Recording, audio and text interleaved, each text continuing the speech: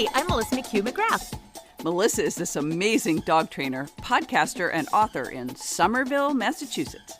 I train humans so their dogs are happy and well-behaved. And I'm Sip Sipperstein. Sip is a dragon veterinarian in Oakland, California. Yep, I'm a doctor for bearded dragons and bunnies and birds and other critters. And you've just landed in Totally Pawsome, an animal podcast for adults.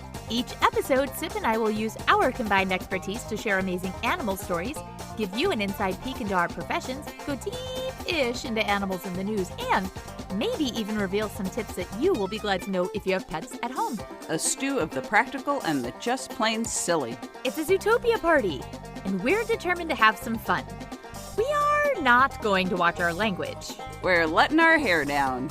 You just don't know what we might say, so cover your children's ears. You've been warned. Unless your kids are cool with massive piles of kinky cicada sex, magical raccoon dog testicles, and occasional swearing. It's your call, folks. Sip, how are you? I'm good, Melissa McCue-McGrath. How are you? I have a new house. Yay! Congratulations. Thank you. I'm very excited. This has been a long time coming. Look, I can stretch. Oh my God, you can stretch in your little closet as opposed to having your ears squished while you're recording. And instead of my wedding dress and my combat boot giving me problems, it's my husband's shoes directly to my right. And fortunately, he takes way better care of his feet than I do because it's not nearly as smelly as I expected it to be standing right here. And this is your temporary arrangement until you set up your bigger space, right? It'll actually be a smaller space, but bigger than the other closet in Boston. Gotcha. But it'll be downstairs. And what I discovered today is that it was cavernous and we don't have anything stored in there yet. Right. And I also haven't de-spiderfied it. Let's see. Trying to remember. Melissa McCue-McGrath likes spiders? Doesn't like spiders. Opposite.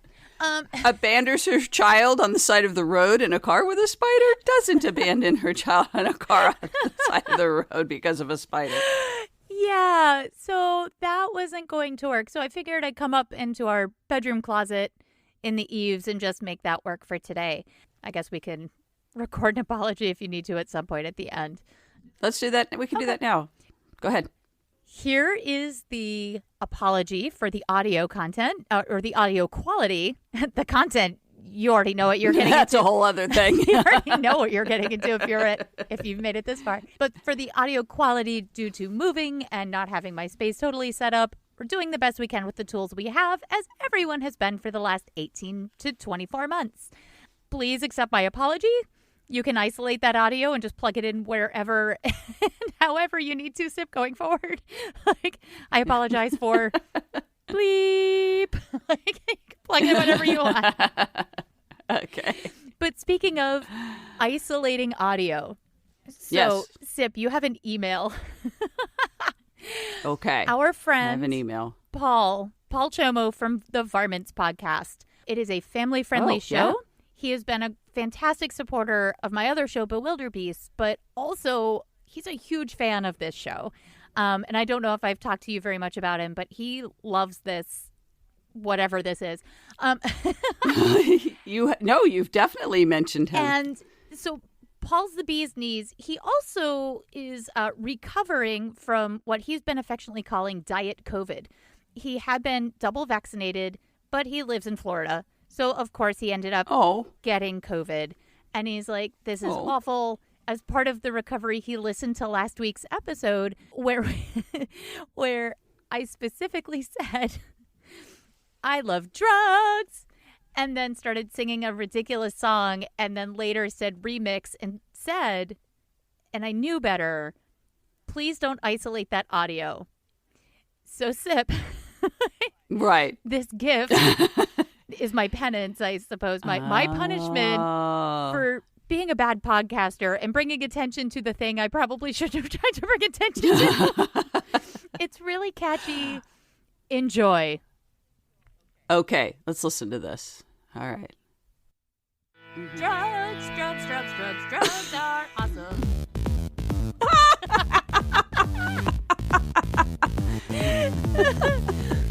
I love this goes on for I think 2.5 minutes or a minute and a half. Oh my God. We will put this up on social. Totally Pawsome Pod on Twitter. Drugs are awesome. Drugs. So guys, if getting COVID isn't enough of a deterrent to not get vaccinated, know that you will spend probably a good 3 hours of your life doing this. That was amazing. Send the man a t-shirt. I hope he's very getting tiny. a I think t-shirt. We're really down to smalls at this Oh point. my gosh, we have got. I may still have one medium here, but we can also make up some other things to send to our buddy Paul. So Paul, feel better. Thanks for making our day. Feel better, Paul. That's amazing. I have to get Melissa to say more things so that he can It will make not be more hard. remixes. Oh, Melissa, God, don't hilarious. speak about anal. Don't say anything about anal. Oh. Oh, God. So, yeah. And the anal remix. Okay. Oh,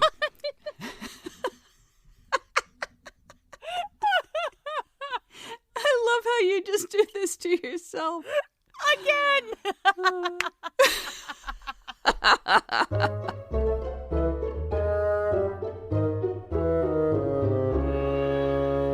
I hope you're ready, folks, because this week I'm going to talk about all sorts of things that veterinarians do in their work and as side gigs that may not have ever occurred to you. And Melissa McCue-McGrath, dog trainer extraordinaire, is going to talk about flinging octopods, No, you're not octopi. flinging the octopus. No, don't fling the octopus. Don't fling the octopus. We love octopus. Octopods that fling things. Yeah, they throw things at their rejected lovers. Well, this is going to be good. Fabulous. I love to talk about things my colleagues do that people don't necessarily think of when they're thinking about veterinarians. And of course, veterinarians like to say, everyone thinks we just play with puppies and vaccinate them.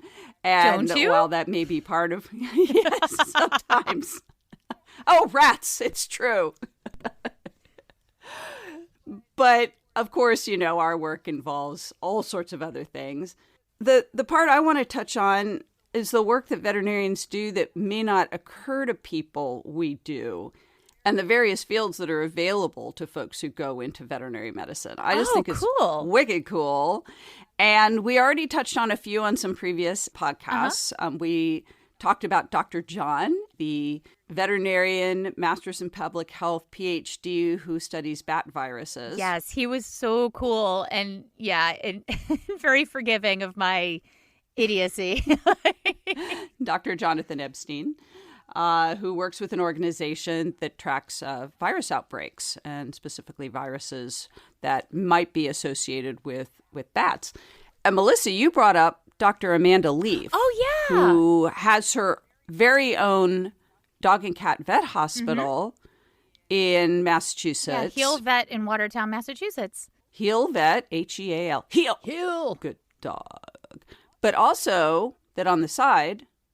Oh, so you're throwing it to me. I get it. I'm a good partner. No, she also does, she's a licensed rehabilitator for wildlife. What I realized when I went to visit and watched her take care of these baby possums that were, well, basically orphaned, that you can take on an animal. So in her case, she really likes working with possums. She can also take on raccoons, but there are other animals that she doesn't prefer to take on due to her home environment or her preferences in being able to care for these wild animals while also running a wildly successful veterinary clinic in a really busy suburb of Boston. So it's not that these wildlife rehabilitators take on every animal that comes through. They can be a little bit picky about what they can take and what they can realistically take on with their environment and their time constraints and their ability. So it was really, really cool and quite an education to be able to go and watch her do this and talk to her for quite a bit on exactly this. And that, again, licensed. She's not just somebody who's picking up animals on the side of the road and is bringing them home to, quote, oh, I'm going to fix it, make it better. She had to get some education and had to, get a license and is really good at what she does. Right. And that, in fact, it's illegal to keep or treat native wildlife if you are not a licensed rehabilitator. Mm-hmm. And you make the great point, like some rehabbers only do like one species. There are people who just do squirrels, like baby squirrels that have fallen out of their nest or the tree was cut down and clearly the parents can't come scoop them up. Only do birds. She's really interested in opossums. It happens that when I spoke to her last week, she had taken on a flying squirrel just for a very short term until it could get to someone who really does the flying squirrel thing. Oh, cool. So she very briefly had in her care this flying squirrel because she could do enough to make sure it was safe just to quickly do the handover to someone who does flying squirrels. So, just really cool that Dr. Leef does that work. I wanted to talk a little bit more broadly about the profession and then mention a few other areas that some of my friends and colleagues have gone into. Veterinary medicine, we have board certification. So veterinarians can get board certified in these specialties. And so we can only say, I specialize in, if we're board certified. Right. So for example, I am not board certified in exotic animals. But it's fine for me to be treating exotic pets and to make that my focus. But I can never say I specialize. That's a legal designation. Yes. So, in fact, sometimes people have tried to post something about me or describe me and said she's a specialist. And I have to go, no, take that down. That is not true. It is my main focus of my work, and that's fine. But I'm not a specialist. Can I actually not derail totally from there, but that actually dovetails really well into something that happens with dog training because our industry isn't regulated at all, which is deeply problematic in a lot of ways. It also lends itself to not being very gatekeepery either. So if you wanted to jump in and this is something that, so it is a double-edged sword, can be very good. It also can be very bad. Coming into the words of like specialist and board certification, because this is an unregulated industry, terminology that dog trainers hear, like behaviorist, it really hurts the industry, like with veterinarians who can be board certified in animal behavior, pet behavior. Mm-hmm. And there are great vet behaviorists. When I last looked, there were only about 75 to 80 vet behaviorists in the country, in the United States. Whereas there are thousands of dog trainers who are like, I quote, specialize in behavior. And so when you pair that up with what veterinarians have to go through, like this board certification process and a lot of study and a lot of, I don't know, whatever it is you guys have to do I don't know, like magic that you have to do. It really comes across to me after talking to animal behaviorists and veterinarians, it can come across as a slap in the face when people who don't actually have those qualifications are just using that language willy-nilly, and that language is out in the zeitgeist. So I think it's really important to talk about. And you bring up the good question, like, what does it take to become a board-certified veterinarian in animal behavior? Yeah, Zip. What does it take? For example, well, all veterinary board certifications require 4 years of vet school, an internship, and a residency.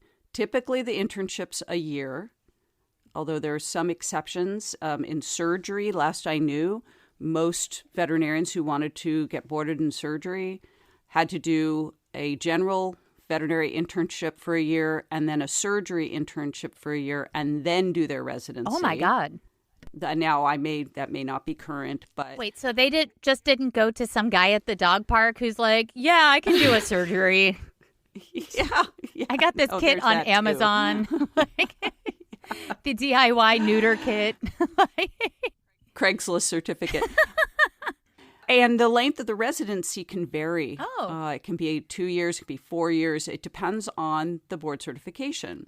So there are folks who have spent more than 8 years of their life just getting from the beginning of vet school to completing their training in order to be board certified. And then the certification also requires not only that you've been in this program training, but usually publication in journals that, where you have to get your publication accepted into the journal. Often teaching responsibilities, so teaching, lecturing to veterinary students, and often doing your own research. Like actually doing research, not just Googling it and not going on Facebook saying, I did my own research. Hi, this is Dr. Sip. Yeah, I'm interrupting this incredible programming. Why, you might ask? Well, I realized while editing our podcast that I somehow failed to mention a very, very important additional step in getting board certified in a specialty. A vet who wants to qualify as a specialist has to take a really, really difficult exam on that specialty. It's a big deal, like huge. You study your brains out for a year or more to prepare. It's like giving birth to a full-grown porcupine. Or so I'm told. And then you still might not pass the test. Also, there are some specialties that will allow vets who have practiced for long enough to do a bunch of extra work without the residency and then take the really, really hard exam. Frankly, my colleagues would rip me to shreds if I didn't repair these omissions, like not pretty. Anyway, okay, back to the show. So again, it depends on the board certification exactly what those requirements are. But there's a lot of work that goes into it. And not only, you mentioned board certification, veterinary board certification in animal behavior, cardiology, neurology, surgery, dental surgery, zoo medicine, exotics. As I mentioned now, exotics is general, and there's actually not a board certification in exotics. There's board certification in avian, birds, reptile, and small mammal. Oh, wow. So there actually isn't an exotics, quote unquote, board certification. The list goes on and on. So I have a buddy from my internship who knew that she wanted to be a cardiologist. And so in her internship, she spent a little extra time with the folks in the cardiology department in the large hospital in Boston where we completed our internship, the Angel Memorial Animal Hospital, now called the Angel Animal Medical Center. And she went on to complete her residency in cardiology and practices as a cardiologist in Pittsburgh, Pennsylvania. I want to mention our buddy, Dr. Xuan Mai Vo. Dr. Vo! Because Dr. Vo, who provided our very first fan art of the Kinky Cicada. I'm still going to get that tattoo somewhere. Yeah. That's amazing.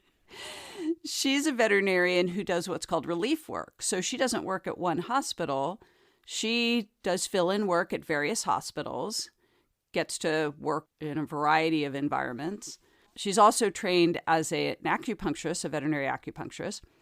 But, for example, because she taught at Tufts University as an instructor in the anatomy course, she had special, additional training beyond what I will ever remember from vet school in anatomy.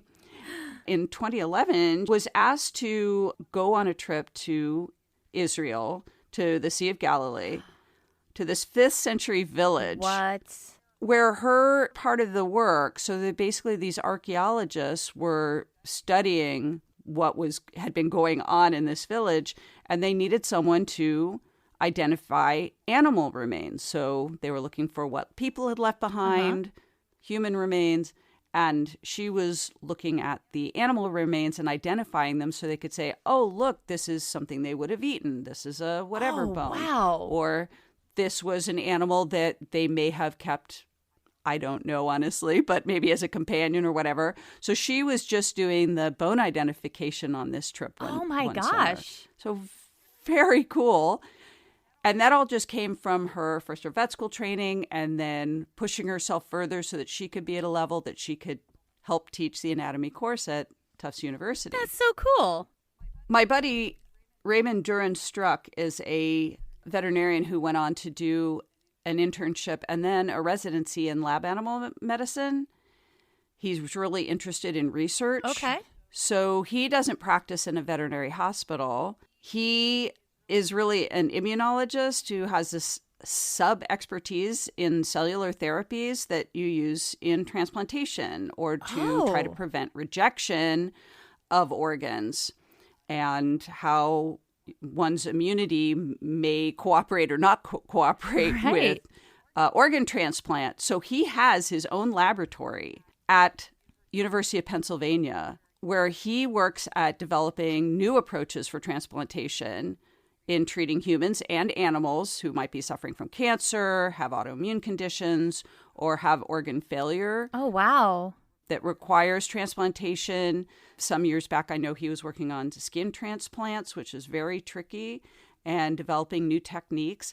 One of the things I love about having a veterinarian running a lab doing this work is he's also very sensitive to the animals he's using in his research awesome. in terms of their pain management and their quality of life, so their environmental enrichment. And I'll never forget some years ago him talking about how he got so mad and yelled at his lab assistants because the pigs that were generously not volunteering their time to be, research subjects. Yeah. And, we all have our feelings about using animals in Sure. research.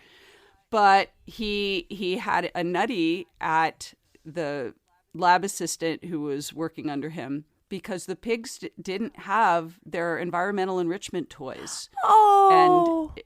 And it was really important to him that they be comfortable, that they be happy, that they have things to do, Right. that they weren't just treated as objects. And so that's who I want advocating for an animal if that animal is going to be contributing to our future well-being, maybe our, survival. Right. In some cases, the day that one of us needs a transplant and his research contributes to that transplant being successful, as well as our pets and when they get transplants and need care. That's incredible.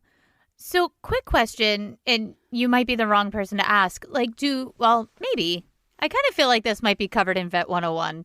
So with humans, when we get certain organs transplanted, we have to find a match, like either a blood match or and I'm already in the weeds, but you have to be if you're getting a kidney, you have to have a no, you're right. Okay, you're right. You can see where I'm going. Absolutely. Okay. No, you're absolutely. So this is really interesting. So some animals extremely difficult to do transplants on. Yeah. And so dogs just, transplantation of organs in dogs is really difficult. It's just you reject. Not my area of expertise. Sure. And there are probably vets out there going, wait a minute. But cats, on the other hand, are so similar in so many ways that, and I don't know at this time if there is or which institution may still be doing cat kidney transplants. But certainly when I graduated from vet school, there were 3 institutions performing kidney transplants on cats, on pet cats. And the deal was that the cat who donated the kidney had to be adopted by the family. Oh. So if your cat got a kidney transplant, you also got the cat who donated the kidney and had to give it a good home. So you go and you drop off your cat for kidney. And for those who don't have cats, kidney issues is very common in especially older kitties. But so you drop off one cat and they give you 2 when you pick up. Yeah, something like that. That's awesome. And then you have to deal with bonding 2 cats. 2 cats who, they're already trauma bonding. They both are just coming through surgery. Right, there we go.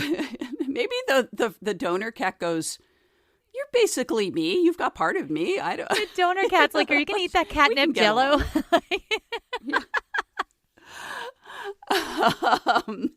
So and then we do blood type animals and perform blood transfusions. And again, for some animals, that can be super difficult and you have to find an appropriate donor. And there are blood banks. Mm-hmm. Some hospitals purchase blood from organizations, companies that produce blood ready and labeled with blood types. Mm-hmm. And some hospitals have their in-house donors, pets that have passed certain tests and protocols, so they know that the blood is safe to use and that animal is healthy enough to give blood. And those institutions that will then be keeping their own in-house blood bank. I remember there was a hospital that the 2 of us used to work at, And the hospital manager there, I remember walking in and I saw her dog, who was still awake, by the way. He was giving blood. And I just see this dog, I think his name was Bear, on the table. And I was like, what happened to Bear? Like, he was fine this morning. What's he doing here? One of the other vets, I think it was Dr. Sam, was like, he's donating blood. And I just remember thinking, oh, of course, like we do this for humans. Like, why wouldn't we? Like, you guys need it for some of the procedures that you guys do as veterinarians. It never occurred to me that animals would just donate blood. And I guess it's maybe a word to, again, they're not volunteering. We're kind of like you give them like a little sticker and a Ritz cracker and they're on their way. But like, I just remember just like this little piece of my world opening going, oh, fuck, of course. Like, this is a medical procedure where you can donate this blood where it can actually help another animal in need. And it never occurred to me before that day. And it's wonderful that we have that option for animals who may just suddenly need short notice of blood transfusion. Yeah. Now, not all hospitals are set up to give blood transfusions. It's generally going to be in larger hospitals with some exceptions. And as I say, there are some species where a direct transfusion is from one animal to another is pretty safe and easy because there doesn't tend to be rejection. I have to share this one. My classmate, Dr. Yoanna Maitre, who's in Massachusetts, grew up in Boston, but became a farm vet. So she goes onto farms to treat cows and sheep and goats and llamas and horses and so on. She also does some dog and cat work as well, is very, very talented with dogs and cats, but started her own farm call practice. And she lives out in, more farm country Massachusetts. But on the side, as if that isn't kind of cool enough, she's part of a team of veterinarians that are available for emergency response. So they get trained that if there's an emergency, they can swoop in and help treat animals in that emergency. She's also been called during one of the, let's say, Democratic or Republican conventions to be on hand in case the horses that the police use require any medical attention. And apparently just being out and about, usually there's something that comes up. And so they need veterinarians on standby right there on hand should a horse need a little scrape treated or something like that. Wow. One year, she actually spent several weeks in Mongolia. What? Participating in a research project on the native ungulates, so like the hooved and horned animals. I don't recall which ones. But while she was there, she got pulled into helping with the wild hamster project. Wait, what? I don't think. Wait, let's back up. Wild hamsters? So hamsters are native to Mongolia, and they do have wild hamsters. And what this team was doing was ear tagging the hamsters. Okay. So you know how like cattle and sheep and so forth may have like a big metal ear tag to identify them. And that helps also identify not only who the animal is, but maybe that they were vaccinated against something that the government requires vaccination for, or something like that. Well, in this case, they were ear tagging the hamsters so that when they caught them again in their little traps, alive, that they could say, oh, yes, this is this hamster. And I think they were studying maybe their migration. I'm not sure.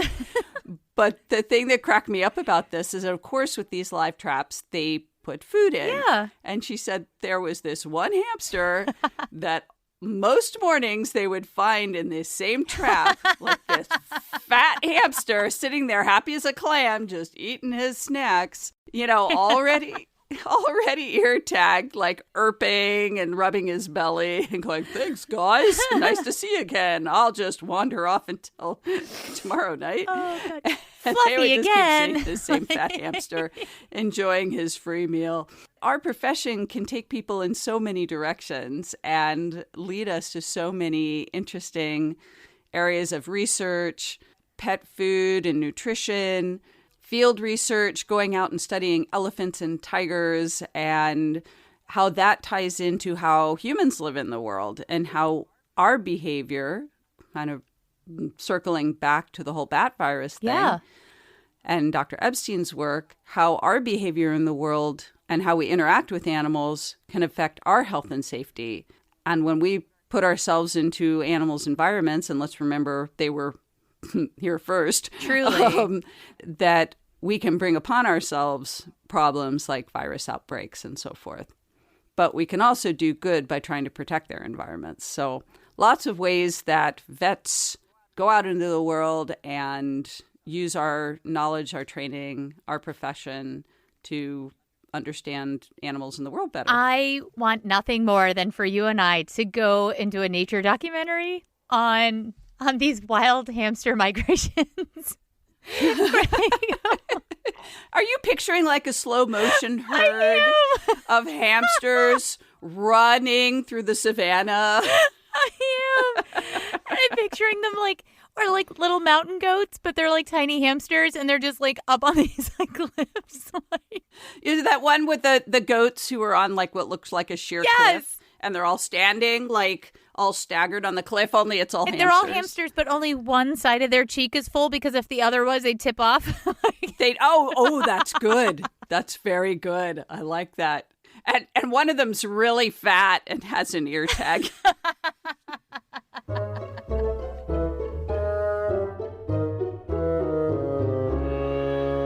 You could just sit back and relax.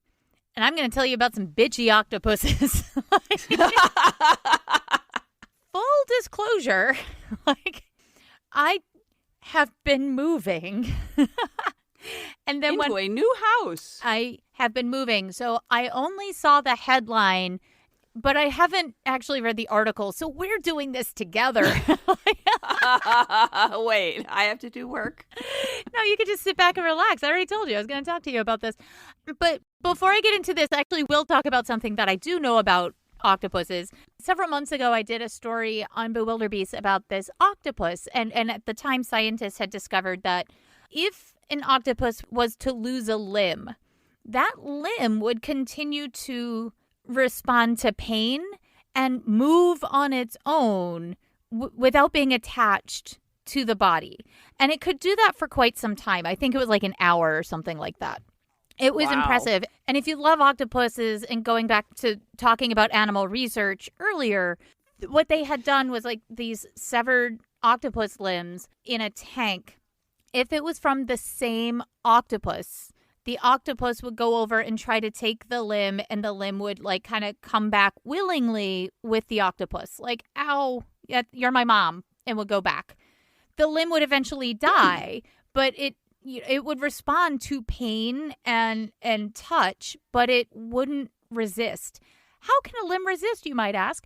When you put in a limb of an octopus that does not belong to the octopus in the tank, the limb will suck itself to the tank and will fight back when the octopus goes to pull it. So you see an octopus, there's this amazing video of an octopus trying to pull on this leg, and the leg is sucking to the glass and is actively trying to pull away. It is the most bizarre thing I've ever seen.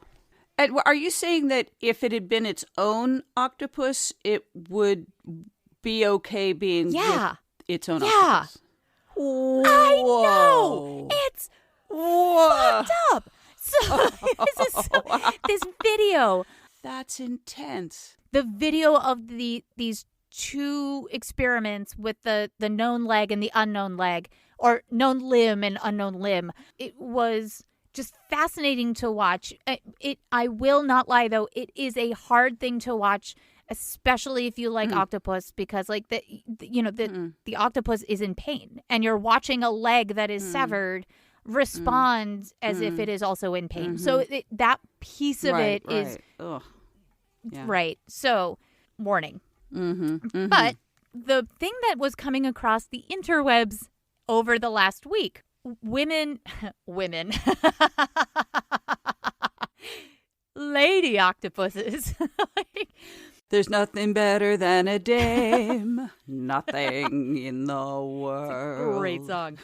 So again, grain of salt, this research is not yet peer reviewed, but octopuses in Australia can launch debris at each other, and it appears that it's the lady octopus, the dame-topuses, are picking up rocks and shells and sand and detritus and are hawking it at males that are coming like, hey, lady, like they're in a movie theater and they're taking their 4 out of their 8 arms to like wrap around them in the theater. And she's like, I've told you 100 times, Todd, I'm not interested. And she's just like throws these things at this. Throws her box of popcorn at his face. Right. She's like, I'm over this. So it appears that they will throw things. The authors write, a female octopus repeatedly launches silt at a male that has been trying to mate with her. I guess she's just not that into you. Take a hint, Todd. Come on, Todd. Sorry to all Todds watching. It turns out, though, that some experts don't really see this behavior as throwing. And they're questioning if the animals are actually trying to hit other creatures. If they were throwing, they would pick stuff up with their arms and just throw it. I'm sorry, these are not baseball players. I think the message is clear. You see her pick up this stuff, and she's like, pff, in his general direction. These octodames are fighting back. They're fighting back. Or might be. They might be. And again, experts, according to this Fox article, warn that we need to be careful when interpreting results from studies like these because octopuses are nothing like us. In the end, we shouldn't have to relate to an animal in order to respect it. It's how they're different from us that makes us so remarkable. I don't know. I think hawking things at dudes that are coming in a little too close is interspecies. Yeah. What was the last thing that you have had to throw at someone to get them to leave you alone? Thinking. How about you? Maybe I'll think of something while you're coming up with Their something. car keys. Oh, nice. Their car keys. Drive Go away now. now. What have I thrown at someone to make them go away? I've thrown confetti at birthday people. I don't think that's in the spirit of angry octopods. What if that's what the octopi are doing? What if it's the other one's birthday and they're just Surprise! throwing confetti and they have completely misread the situation? It's possible. Did anyone check what the other octopus's birthday was? Right? I haven't. How old are you? This many. And he holds up like 7 of 8 tentacles. Well, now I'm troubled by the fact that I can't think of the last time I threw anything at anybody. I think that makes you a much better Feels person. like a failing on my part. No, you're fine. So it also turns out that octopuses have learned to turn off lights by squirting jets of water at bulbs when no one's watching and short-circuiting the power supply. That's good. So again, according to this Fox article, in the wild, octopus siphons also serve as a variety of functions. They use them to clear out debris from their dens like a leaf blower, but I'm sure with way less audio pollution. They first clean out a shelter that they think is a useful home with this siphon, but they also like shoot it at scavenging fish that follow them in search of leftovers. They're just like, this is mine. Bug off. Stop Me it. with my kid when Stop she tries it. to eat her Go French away. fries. Stop it. Go away. Go away. So I guess they use them as water cannons, but they're also wondering if they Yes. deliberately arm those water cannons with debris and shoot them basically at their jaded lovers. That would have been very handy in college. An octopus? No, my own water cannon that I could shoot debris at unwanted It's suitors. just like carry around an octopus, and I think that probably would have like taken care of it for you. Yeah. A little squeeze under your arm, kind of like playing the bagpipes. You just like aim it and just like squirt. I'm not into you. And then you got to wonder why the guy was into you if you're walking around with an octopus. There's a lot of questions here. There are a lot of questions. Oh, so you have to find a female that does this a bunch of times at one male over a period of several hours. And by the end, he's kind of ducking. It's really amusing. And another example, the male octopus was rebuffed in a mating attempt. He threw a shell, changed color, and appeared to accelerate his breathing. Maybe he's just like, His breathing? I don't know why you would do that. It could be, oh my God, this is so hot. Like having things thrown at him is his kink. Yeah, right. Oh, another shell, baby, another shell. Use your siphon. Oh, we're back to S&M. Always. Godfrey Smith, who is one of the researchers, is convinced that octopuses are, in fact, targeting each other with this debris. When a female octopus is repeatedly launching junk at a male, who's, I'm assuming, this is not part of the article, launching junk at her. Yeah, I was waiting for that. It's hard to see it any other way. Quote, "You just don't need to clean your den out that much," he said. And the male is expecting to be hit because he's ducking. This is great. Sip, we're at the end of the podcast. Holy octopus chucking Batman! How did that happen? I don't know. Our music is by Jason Shaw with additional music by Ableton Live. This week, our thanks go out to Dr. Jonathan Epstein, Dr. Xuan Mai Vo, Dr. Eva Sikorska, Dr. Yoanna Maitre, and Dr. Raimon Duran-Struuck for letting me talk about their work, and to Fox for the article Melissa just basically read from because she was totally unprepared this week. I really was. I'm so sorry. You can find out more on our show notes or visit our website, totallypawsomepod.com, and on our Twitter, @PawsomePod. And now all that's left is shameless self-promotion. I'm a certified professional dog trainer way outside of Boston, Massachusetts, in Southern Maine. Oh my God! I know! The author of Considerations for the City Dog, host of Bewilderbeasts, another podcast for curious folks. But unlike this, it's safe for work and all ages. You can find out more about me at McCue-McGrath.com. Take it, Zip. I'm a house call veterinarian who loves to work with exotic pets in and around Oakland, California, the operator of Zuzu's Puddles Productions, and when I'm not treating pet rats, sulcata tortoises, and noble macaws, you can find me driving around in my 2010 Honda CR-V on my way to seeing another patient. You can find out more about me and about exotic pet care at drsipvet.com. That's DRSIPVET.com. You can reach us both at totallypawsomepod@gmail.com. Like Paul from Varmints did. Thanks for the remix. Send us cool. Send us your topic ideas, questions, remixes, art, whatever. Bizarre and silly animal stories that might be more on the wild side. Please, because I was so unprepared today, I could use the assist. And keeping it R-rated kind of helps. So that's it. That's the end of the podcast. Thanks for listening. Hug your pets if you've got them. Unless you have a Dame Judy Tentipus, the octopus, who isn't that into you, in which case I professionally advise against it. No means no, Todd. Seriously, Todd. Respect those opossums, or as we say, stay possum. Stay possum. Sorry to all the Todds out there. Except for that one. You know who you are. You know what you did.